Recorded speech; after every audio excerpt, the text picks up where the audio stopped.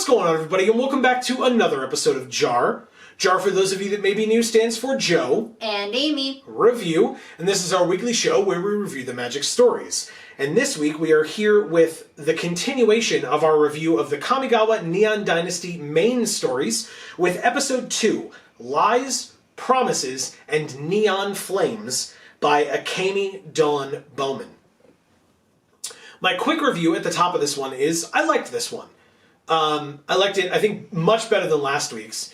But still, you know, it's definitely not like one of my favorites of all time, but I think it did a good job of introducing us to a lot of the elements of this main story. Okay. And what we are to expect going forward. And so for that reason, I think it was a good story, and one that would definitely be worth folks' time to read. Yeah, I'd have to say there's like a little more intrigue in this one, you know? Fair, yeah. Because we're getting to, you know, spy territory a little bit. So, yeah, I think it's a good read, as well as it being probably important from a narrative standpoint. So Sure. So those are our quick reviews at the top. The reason we do that is if you have not gotten a chance to read this story for yourself before we spoil it by discussing it, we want to give you the opportunity to go read this story for yourself as well. And so if that is something that you're interested in doing, we try to remove as many barriers as possible for you to get there. So the top link in the description down below underneath this video will take you to this story.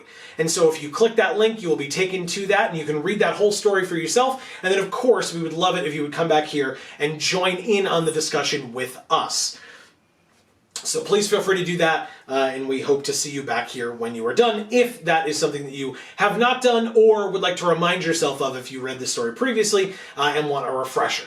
Mm-hmm. Now, before we go into the full review itself, just a reminder, hi, welcome to our YouTube channel. We appreciate you being here. Please don't forget while you are here to subscribe and ring that bell so that you will get notified whenever any of our videos come out, including more of these story reviews. We have also been playing through the Kamigawa A Visual Novel game every Monday on this channel, and we've been doing Kamigawa Neon Dynasty paper openings, pre-release kit openings specifically, on Fridays on this channel, where we also give away codes for MTG Arena. And I say codes plural, it's the one code that comes in each kit, but it is one code per video.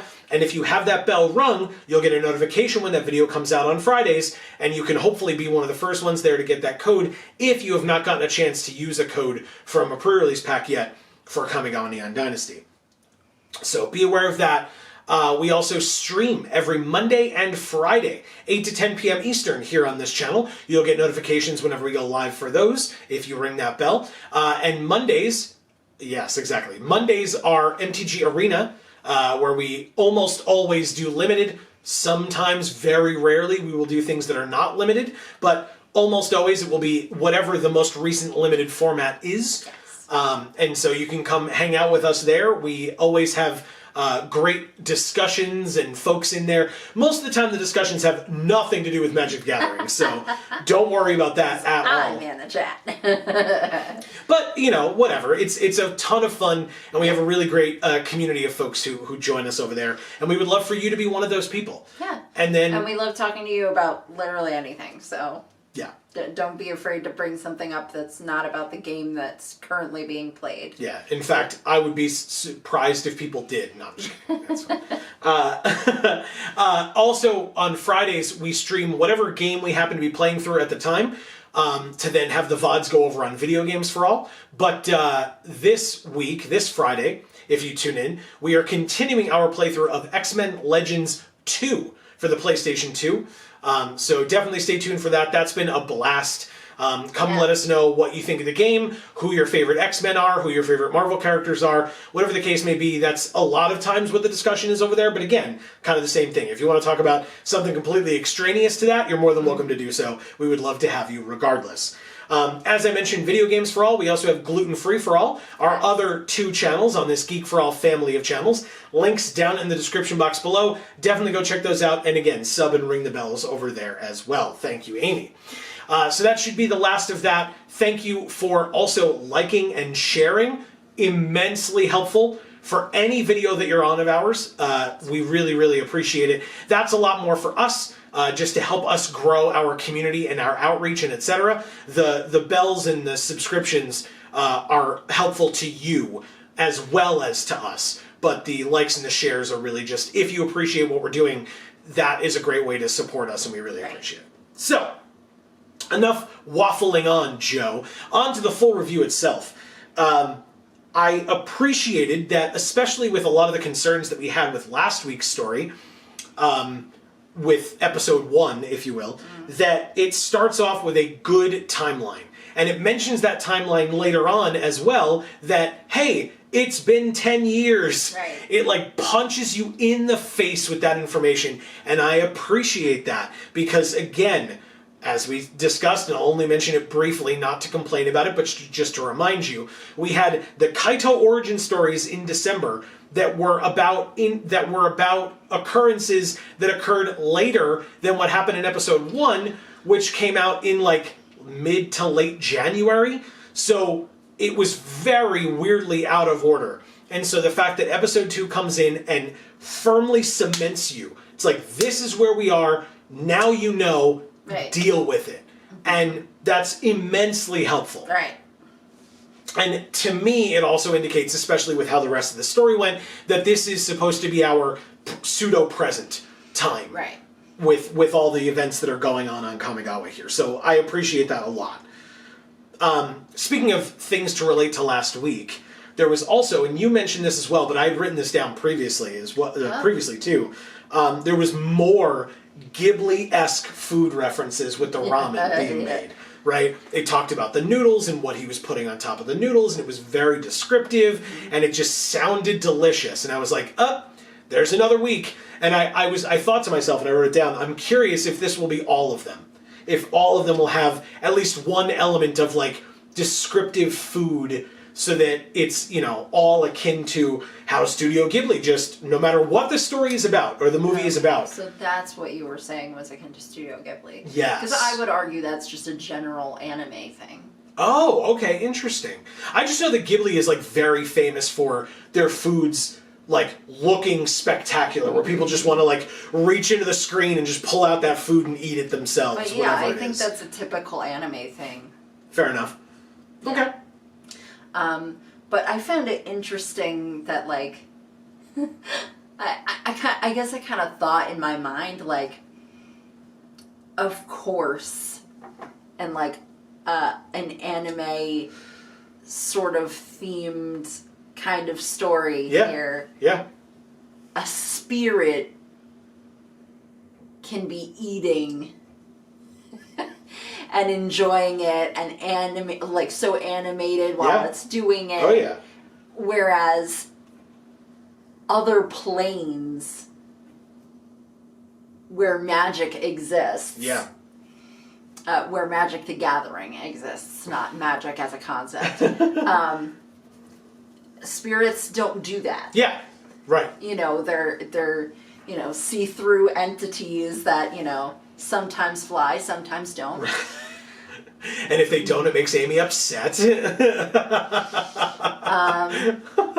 But it's very much akin to what Kaito was complaining about in, I believe, one of the origin stories, where he was like, it's hard for him to treat the kamis like gods when they are sunning themselves and like taking mud baths. Mm-hmm. And like, you wouldn't be able to experience a mud bath if you were an incorporeal ghost either. So right. Yes, and again, the visual of a gluttonous kami shoving its face in a bowl of wet noodles or hot noodles and slurping, vigorously is hilarious. And it's like, compare that in your mind to, a spirit token, or to like Oketra, as a god. As a god. I was going to say. I mean, like, how drastically different is it from both of those? I was going to say, despite like kind of being called both of them in these stories. Sure,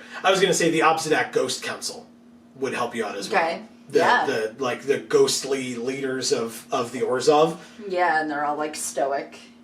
Well, stoic, but also like gluttonous, but but greedy, but evil, like, you know, as opposed to just these kami who are just, you know, like hedonists almost, right? Or hedonists almost. I was thinking kind of like feral. Who? These kami? Yeah. I guess it depends on the kami. I don't know, like, I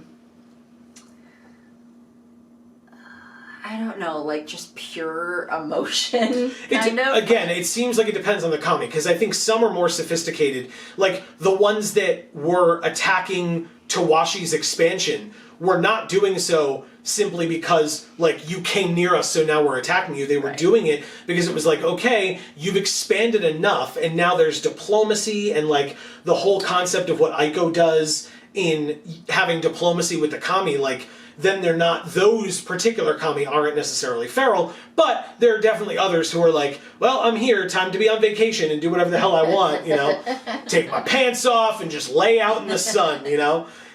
So I think it depends on the kami, but I, you know, I'm not saying you're wrong by any means. So, I also, as always, we wrote some quotes down, or as we've been doing a lot more recently, we wrote some quotes down. One that you commented on, but you didn't specifically ask me to write this down, but I wanted to because I have stuff to say about it, and I feel like you do too. Okay. I really liked the line, just the broad sweeping statement of everything new someday becomes old. Just great. I mean, obviously, the set talking about, like, advances in technology, right? You know, each piece of technology that we have becomes obsolete kind of fast and these days. And knowing that, well, it's, you know, it's going to be about time to replace this, or this is going to stop working after a while and we're going to need a new one of those. And yet, it also doesn't have to just refer to technology. That kind of a statement. Okay. That line means something very different to me. Sure. And, you know, maybe that's because I'm coming from the perspective of somebody who loves history. Oh, sure. You know, old architecture and artifacts and all kinds of stuff like that. Interesting. So to me, what that line means is things that are new shouldn't be more valuable to you than things that are old. Because soon they'll be old too. And I think that refers to inanimate objects as much as it refers to people. Mm-hmm. Right?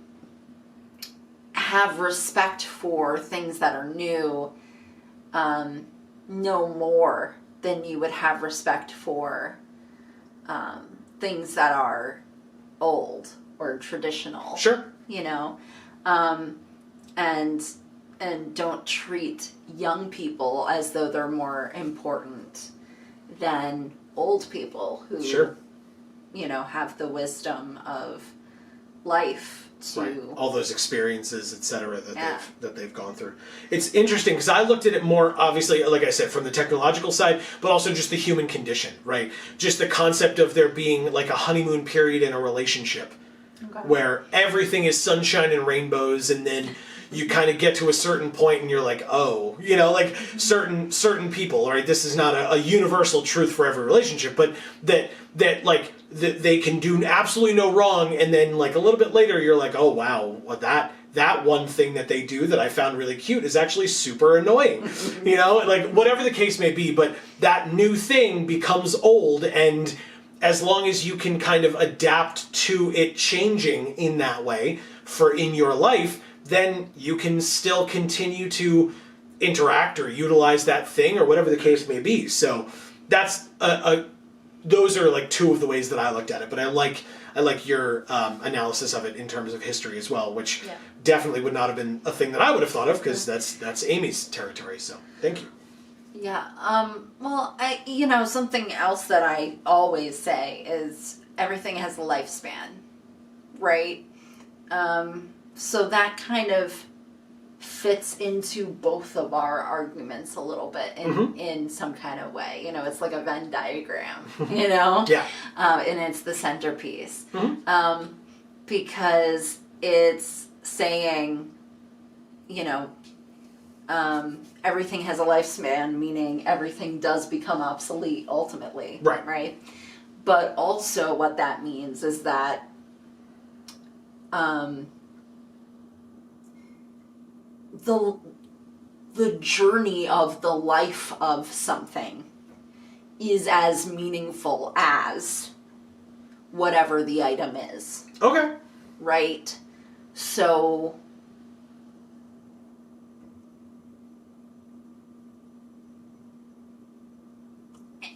and you can kind of put that into terms of people as well. Like, you know, the amount of value that a person has, right, with their experiences and their relationships and their successes and their failures, you know, kind of combining into the lifespan and or the experience of that life, right? And then it being something that naturally winds down and ultimately ends. Okay.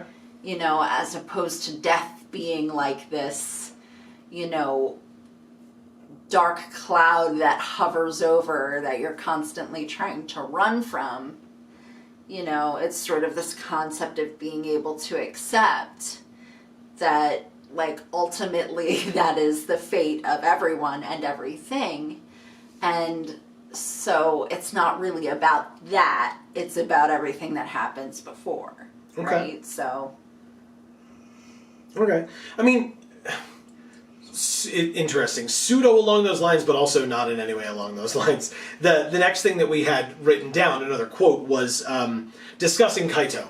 He was no longer a child or an Imperial, but he was still the Kaito who climbed across rooftops and snuck through windows he wasn't supposed to. And I know that was a line that you really enjoyed and appreciated. Yeah, because I thought it was interesting because they kind of put that in there as if to say, like, he's having a bit of a, like, an identity crisis here. Mm-hmm. You know, he's not, he didn't fit into any of the groups that he was presented with. But he still knows who he is. You know, he's still the same person. And so, despite not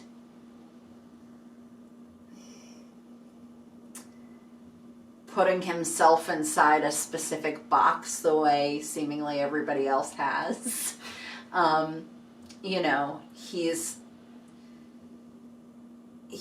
kind of trying to find his place, but at the same time, like, underneath that, he still knows who he is. Okay, sure.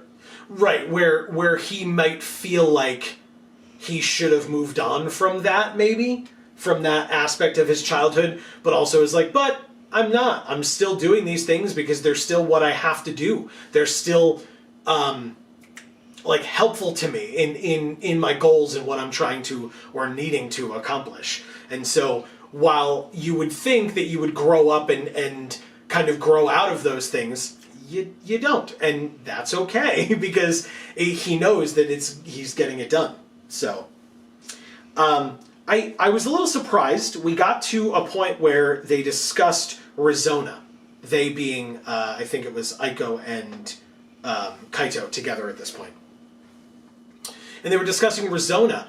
I was unaware. I mean, you rightfully so. You were like, I mean, that just seems like the logical progression, but we knew about, like, the separatists and the futurists who are upset with the imperialists' rule, or the Imperials' rule, in saying, hey, you guys are hoarding all this power and control for yourself. Right. Like, it needs to stop. You need to stop doing this. You need to, at least with the futurists, it's like, you need to give everyone access to all of the technology that is available. Like, let us just expand and expand and expand and stop stopping us from doing that. Kaito again mentions in this story that, there's life-giving or life-saving tech that has been worked on, but that the Imperials are holding back. And Aiko says, well, everybody has access to that already. Those exist. Or no, not everybody, sorry. Those exist already. And Kaito's like, uh-huh. And for the people that can't afford that, what happens then? And, right. Because she kind of has nothing to say about that. well, because her point was, well, if we do that, it's going to get into the wrong hands. And we can't have that. Because how are we going to keep control over the balance or the relationship between us and the Kami when the Kami already see all of this technological advancement as kind of a threat to them. Right. And so we, as the Imperials, are having to focus on that aspect of it, but also working on making these transitionary bridges for the Kami coming over and stuff, and we need to make sure that they're protected and everything from that. And so... And they don't get all warped or whatever was happening to them. Right, or, exactly. I don't know. So they are... Aiko's point is they're so focused on that how could they just allow this other stuff to be going on unfettered elsewhere? But what I was surprised by, which, maybe I missed it, but I don't think I did, that flat out, Rizona and her group are trying to actually abolish the Empire. Right. I was surprised by that. Again, maybe I shouldn't have been, and it felt like you weren't as surprised by that, because that's what separatists and revolutionists do, is they try to topple the current regime. Right. If you don't want to live in an empire, and there's some other type of government that you think would work better, then it makes sense that you want to abolish the empire and do something different. Yeah. So it didn't occur to me that you wouldn't have thought of that until you said it, and I was like, oh, well, I guess, because they didn't say that. They only said, oh, well, and how I thought about it was maybe when the emperor was around and making decisions that people wanted to dissent against those specific decisions. Sure. But now the emperor has been gone, and the Imperials are doing the same thing that they were doing the whole time. Yep. Because they basically just picked up where the emperor left off and just continued doing that, so that they didn't have to have her saying, well, this is how we're going to pivot our strategy or whatever. Yeah. So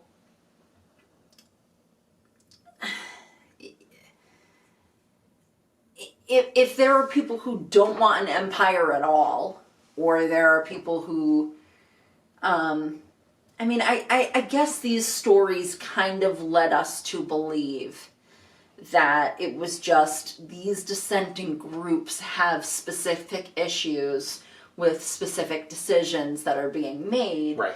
And so that's why they're not loyalists or whatever. Sure. But they really didn't come out and say until this story that this particular group wants to abolish the empire. Actually abolish it, yeah. Which is more drastic than I think we knew. Yeah. And so I get why that didn't occur to you. Yeah, it felt like a huge bombshell for me, and then I mentioned it to Amy, and she was like, well, but what about... I was but that makes perfect sense, though. Yeah, and so it's funny, so you moved a little bit more this way on it, and I moved a little bit more this way on it, because, we taught each other things. And that's, honestly, right, it's a segue, but it's important. That's why we always say, if you hear something that we're talking about and you feel like we've missed the mark in some way, or you looked at it differently, we want to know. That's what the comments down below are for. Keep the conversation going, because maybe it's something that we didn't think of, or I thought nothing of a section. Amy mentioned something and I just adopted that because it made the most sense to me. And then if you bring something else up, then it gives us both the opportunity to say, oh, okay, we hadn't thought of it that way or whatever. Because as you saw, Amy went this way. Sorry. Smack her in the face. I'm sorry.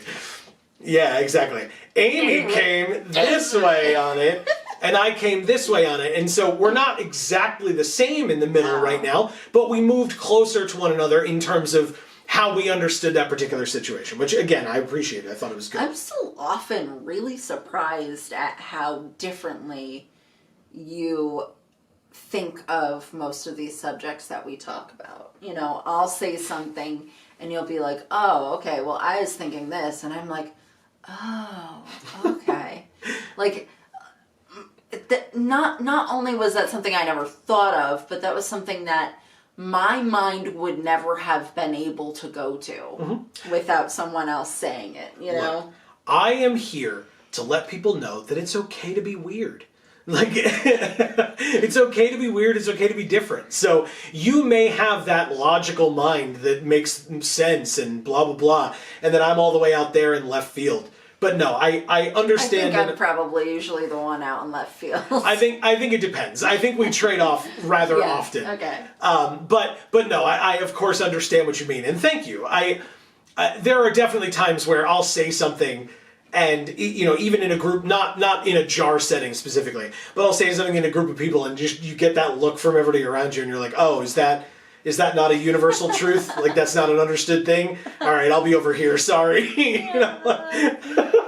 So yeah, I've had that enough times in my life to be totally okay with being the oddball out, you know? So that's totally fine. So have I. But I also think that, like, your perspective is usually so much more detail oriented than mine. Like, mine is so much more like macro, whereas yours is so much more micro. Yeah.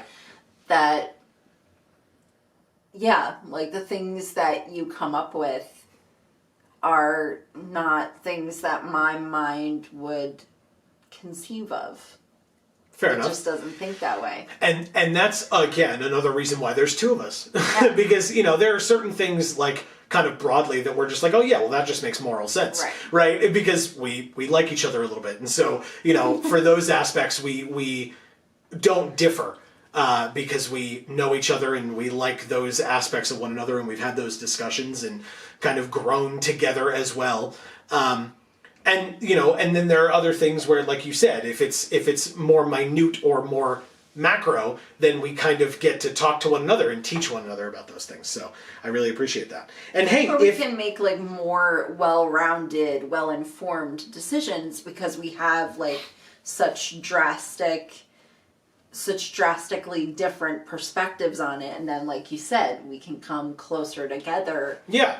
Come up with like a compromise that makes sense. Exactly. And then we've kind of been able to see it from a lot of different perspectives and kind of get the facets that exist in between where we originally were on either side. Yeah, so. And that's, honestly, don't forget, that's some of the cool stuff that we're doing over on Video Games for All too. That wasn't a purposeful, like, you know, here's how we're making a plug, but like, when playing through games that I've played through a million times before, maybe you've all played through a million times before, Amy hasn't. No. That's the whole point of Video Games for All, is that Amy gets to come in with completely fresh eyes and be like, why don't we do it this way?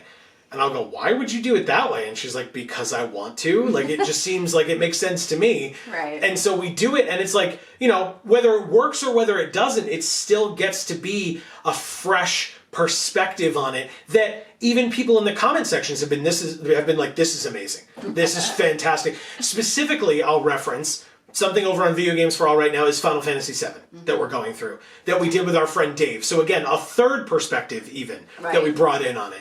And I don't think we're there yet in terms of the episodes that have come out, but I've talked about this already. We filmed it all when Dave was here with us, which we filmed some videos and he was on streams and stuff. So you can kind of be aware pseudo of the timeline of when that occurred back in 2021.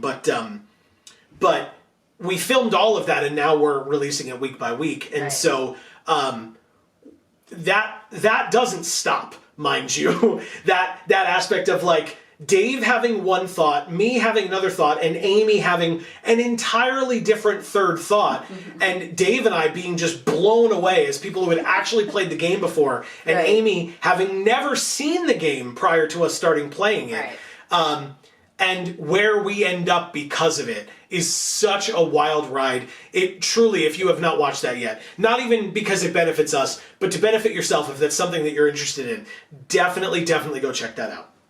Yeah, because my perspective's so drastically different as someone who didn't grow up with video games. Yes. Than the two of you who both did and kind of did with each other. Yeah.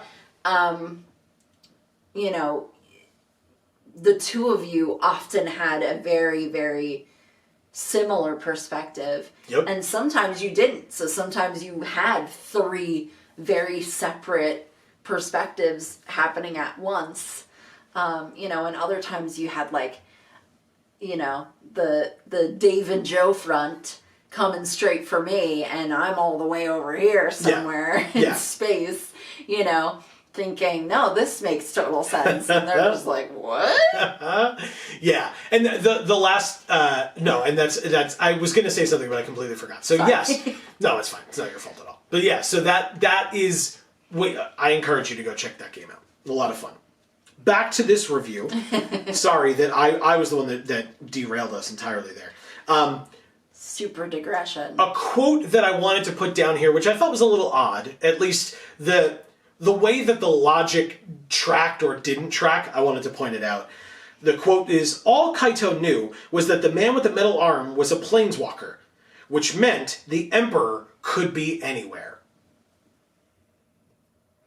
Does Kaito's, like, traveled the multiverse, so I know that at least it seems to me like Himoto, the Tanuki Kami, has come with him on those planeswalking journeys. It seems that way. It's the Kami of the Spark, right? So it seems like he's been able to transport or planeswalk with this Kami. Right. So if you could call it a living entity, he has planeswalked with a living entity, but otherwise he should know that planeswalkers can't planeswalk with other people.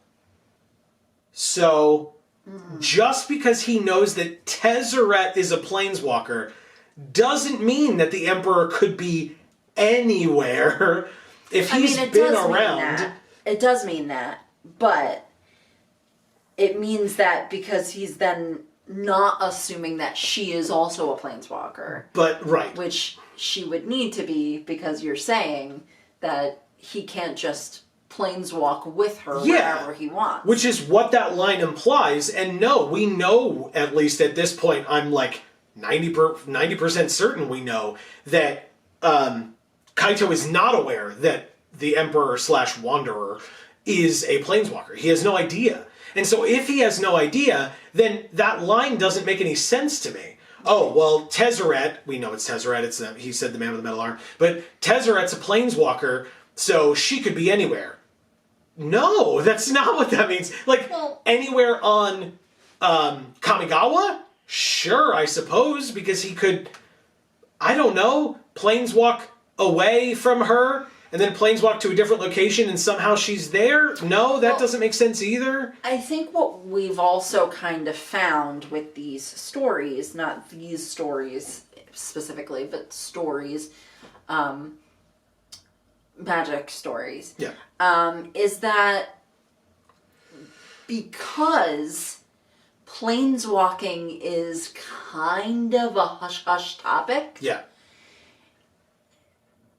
it's safe to assume that every planeswalker out there doesn't know the extent of information that every other planeswalker knows. Sure, Like, unless there's no real way to know, aside from the stories telling you, the full picture of what it means to be a planeswalker, if that is known by each individual planeswalker. Do you know what I mean? Yeah, and I think we see that on Kaldheim. I mean, we definitely see it with War of the Spark with Teo, of course. Yeah.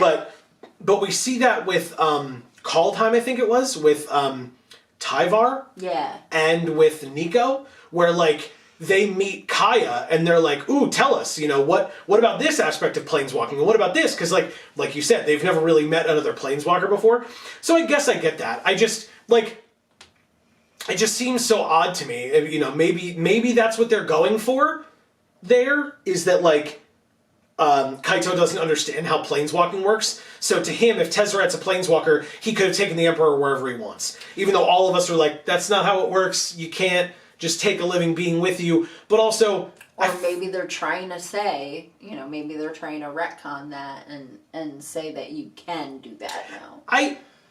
Oh my god, excuse me. I don't think that's what's happening. I also don't think that's what's happening. I would highly doubt that. Because I think that would be a much bigger deal than just a one-off line in episode 2 of this story. Well, you know? There's been a couple of times where, you know, like when Kaya took Rat... Whatever, yes, but those are special circumstances, and I've talked about that. But we know Tezzeret at this point. Mm-hmm. There's no new Tezzeret information at this juncture. And Kaito's not referencing it because he knows Tezzeret's abilities. No. He's referencing it, again, if we're going on this thread, seemingly out of ignorance. My point is, I think that line just makes no sense.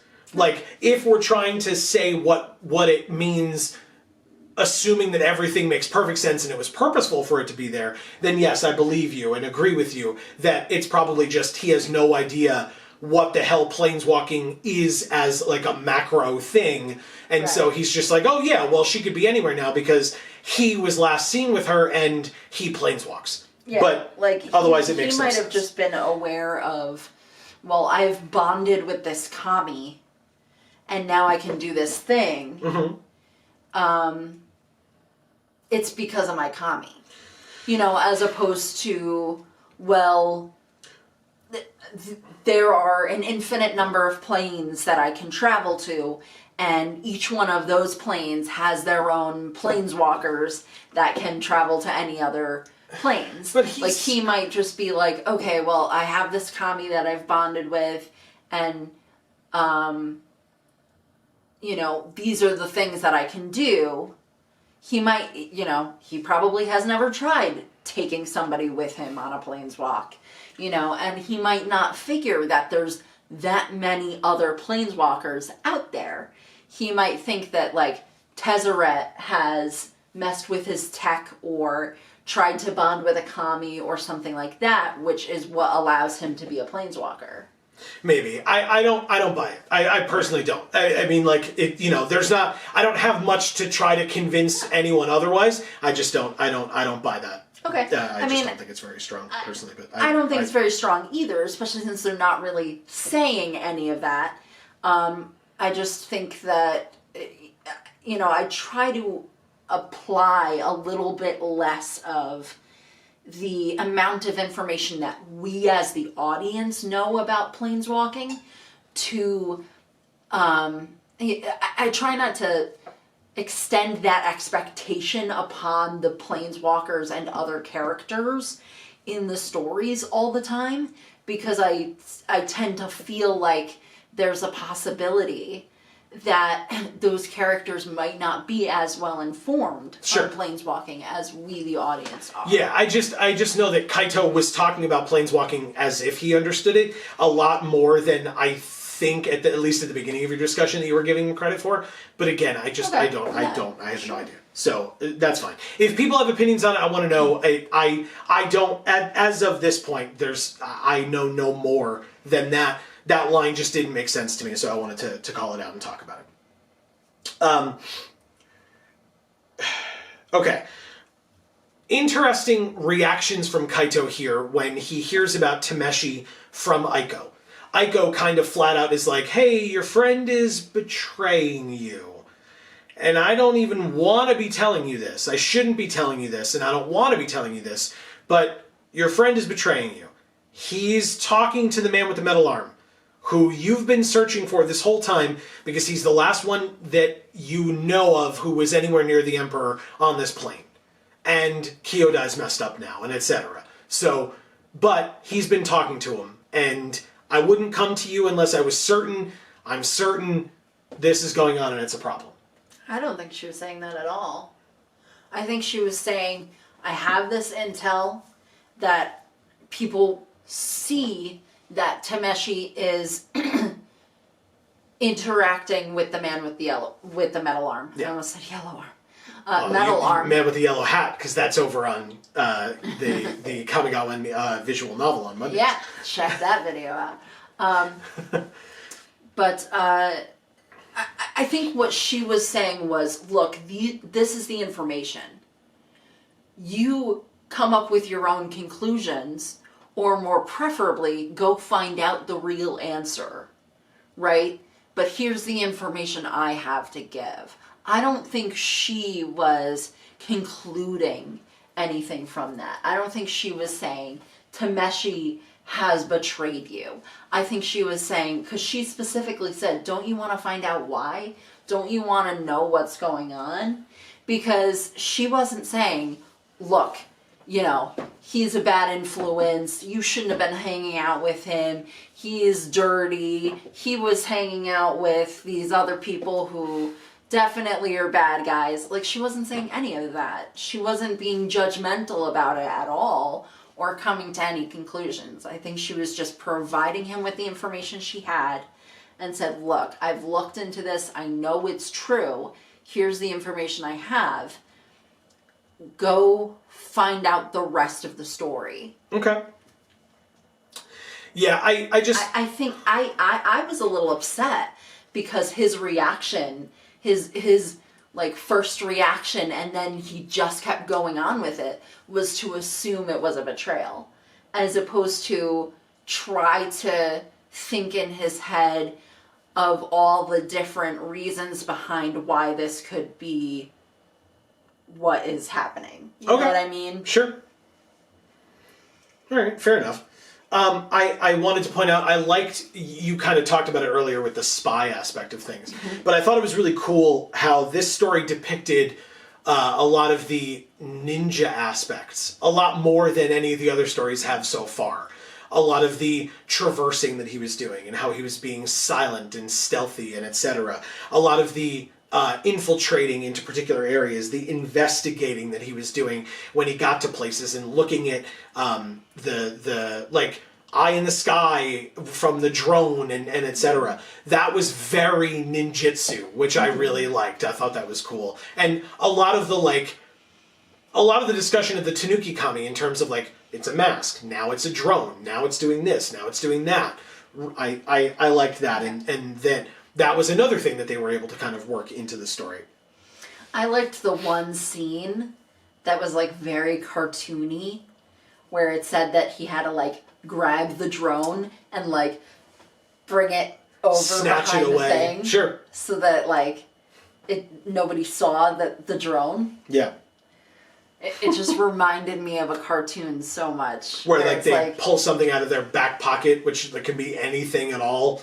No. Kind of a thing? Oh. Where like they're with a person or a thing or whatever, and it's just like out in the open and it's about to be seen, and they just like grab it, and there's like a little cloud in the air and got left behind or whatever. Yeah. Or they have to like, you know, make the goofy faces or whatever. Yeah. I mentioned... And then you're still like waiting to find out if they were seen or not seen.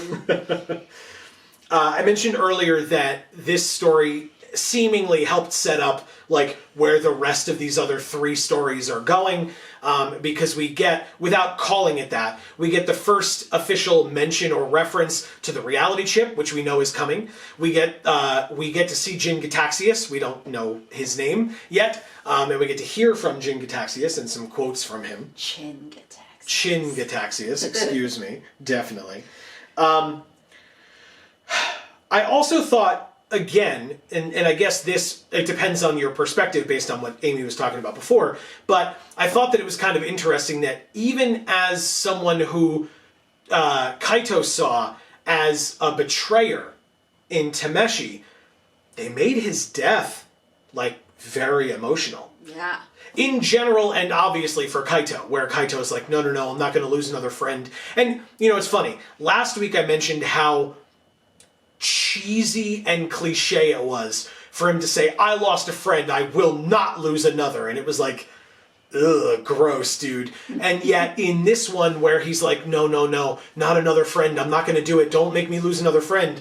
Well, that's and then because he in does. this one, it was actually happening. Yes. Whereas in the other one, it is very cliche because it's just Yeah. he's just saying it, Yeah. right? Puffing his chest and pounding it, you know? And words are only worth so much, right? Yeah. But in the moment where it's happening, you know, that is going to mean a heck of a lot more. Yeah. I mean, come on. And then the last thing was, you and I talked about this before we started, and I think it's interesting. It's definitely a question we want to pose to folks here because we differed on it, and so we can talk about it a bit. Okay. What are Tezzeret's motives?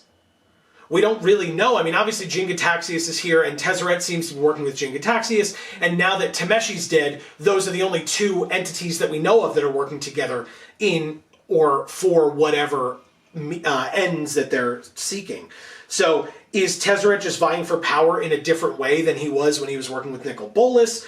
Does it still have anything to do with Nicol Bolas and Bolas's original plans? Will we find out that information in this set? Or is that something that will kind of branch out to other sets because the Phyrexian through line now has gone from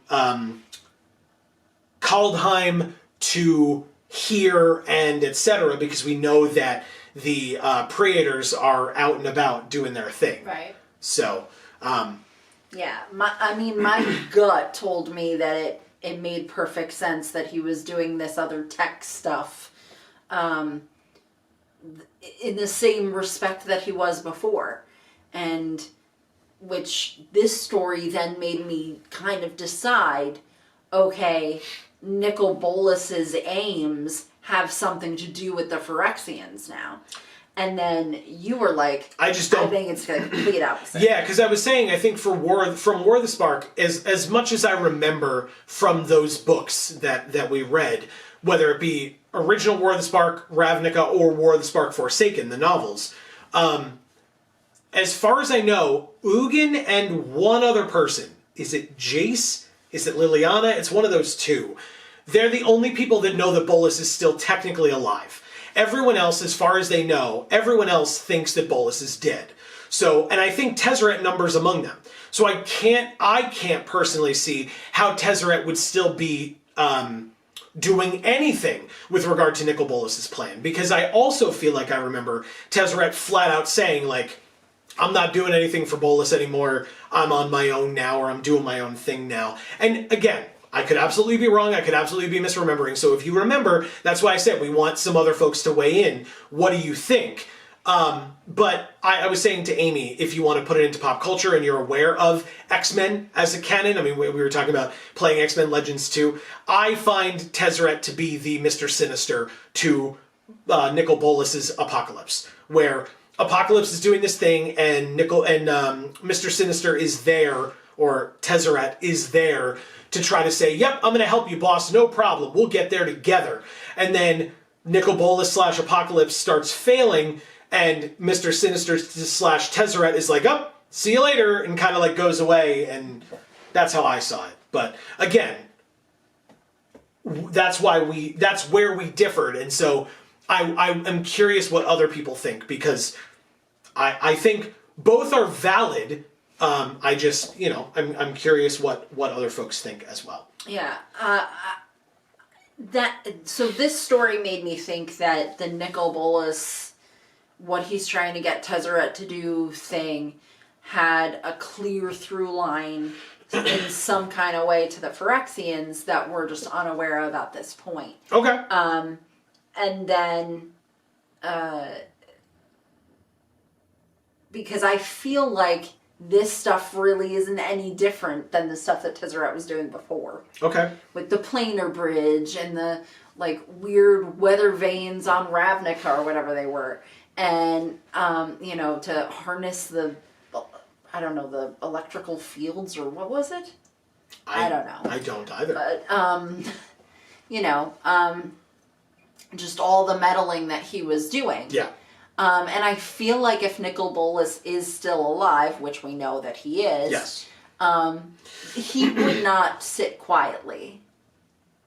I think he would, if he has the ability to, if he is in the the meditation plane or whatever. Thank you. Yep, that's maybe exactly what he it's doesn't have the capability seemingly he does, or he shouldn't. Of contacting Tezzeret. He should not. But if he has the capability of contacting Tezzeret, I would assume he would do so.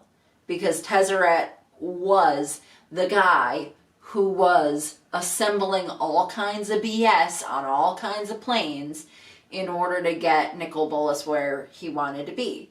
And so why wouldn't he continue doing that if he had the ability to do so? Mm-hmm. But if he is so isolated and actually incapable of contacting anyone, then I could see why Tezzeret would maybe still believe that he is dead. But I also think Tezzeret is smart enough to know that he can't just assume he's actually dead. You know, so it's sort of like, it's very up in the air in my mind. Sure. And in your mind, it's two very separate things. Yeah. And you're just like, okay, he was done with Nicol Bolas because Nicol Bolas's shit hit the fan. And so he bolted, and now he's doing this thing over here for the Phyrexians because it's just another way that he can be like an evil asshole. Yeah. And doing like whatever he can do to like, you know, for a power grab. Maybe. And we'll see what he's hoping to get out of this or what he's been promised to get out of this. Yeah. At some point. Again, whether it's this set or a later set.